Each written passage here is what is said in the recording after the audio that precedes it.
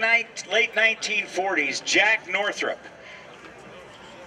had developed the flying wing concept in a bomber that he called the XB-35. Then, when the United States Air Force requested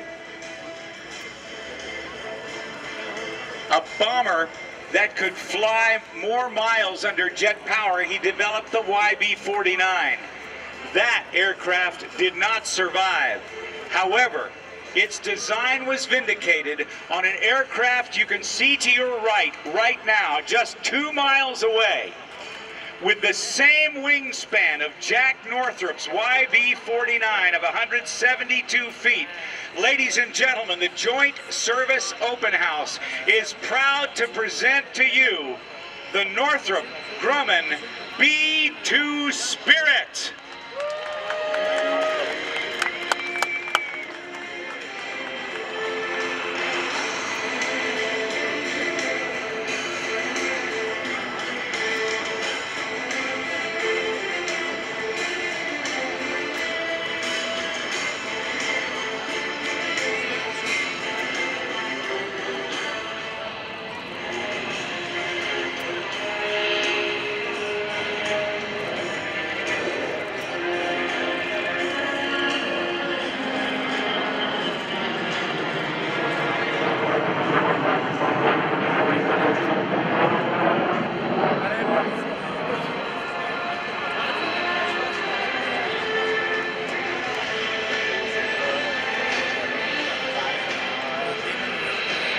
A crew of 2 pilots handle all the chores on this bomber.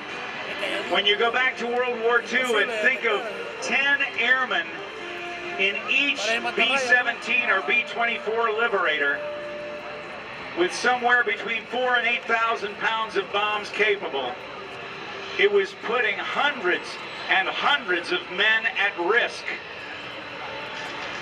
as they sent hundreds of airplanes to destroy a target. Military planning in those days went like this: how many bombers will it take to destroy a target? Now, with the B-2 and also the B-1 and even the B-52, military planners have a different rule and a different question to ask. How many targets can one bomber destroy? The B-2 bomber holds the world record for the longest in-flight mission to destroy targets, flying from Whiteman Air Force Base in Missouri. Oh, look at this. The B-2 bomber went all the way to Afghanistan and back.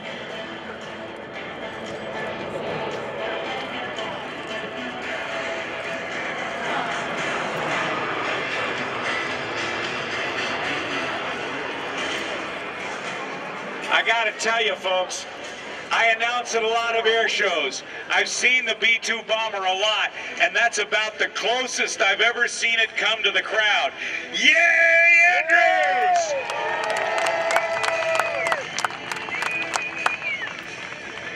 Jack Northrop, who designed the YB-49 back in after World War II, at the dawn of the United States Air Force, back 1948-49, when the YB-49 was not selected as the Air Force's new intercontinental long-range bomber, he ordered all the YB-49s destroyed. He said, get rid of them all.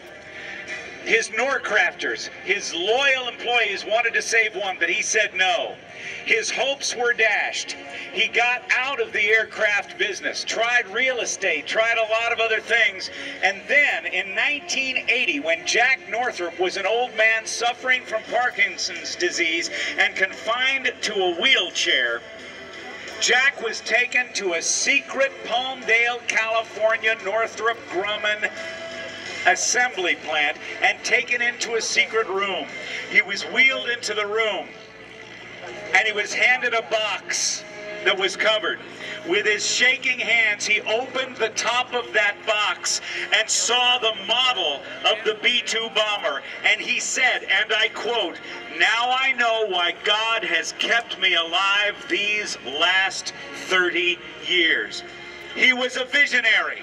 And this, ladies and gentlemen, represents the fruit of his design work and design philosophy, that low drag, tailless flight could do the job. I give you your United States Air Force's B-2 Spirit, the stealth bomber.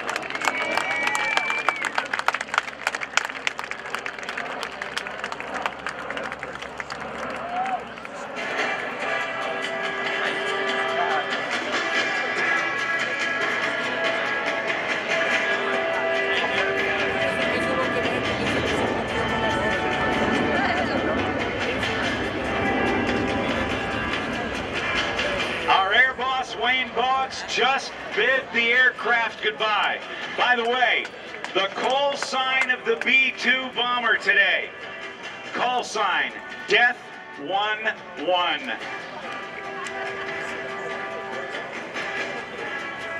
It's capable of carrying over 50,000 pounds of conventional weapons. That is about 10 times the normal bomb load of a World War II B-17 bomber. And only 2 pilots are required to fly it in all phases of its mission. And